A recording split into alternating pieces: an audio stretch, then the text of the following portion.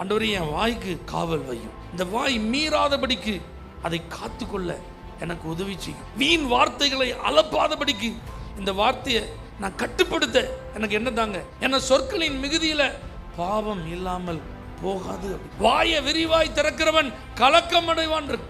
தேவையில்லாம வாய் பேசுறவங்களை பாருங்க, கலங்கி போயிடுவாங்க. எதையாவது வார்த்தையை விட்டுருவாங்க, யார்ட்டையாவது விட்டுருவாங்க. சாதாரணமால அதை கண்டுக்கிட மாட்டாங்க. முக்கியமான ஆள்கிட்ட விட்டுட்டு அவ்வளோதான் முடிஞ்சுது. அதுக்கப்புறம் தன்னால் கலக்கம் செஞ்சிடும் வந்துடும். அதனால இந்த ஊழியக்காரன் அவன் பயன்படுத்தாததை ஒரு காரியமாக எடுத்துக்கொள்ளாம யாரையே குற்றப்படுத்தணும், எஜமானனையே குற்றப்படுத்தணும், குறை சொன்னோம்.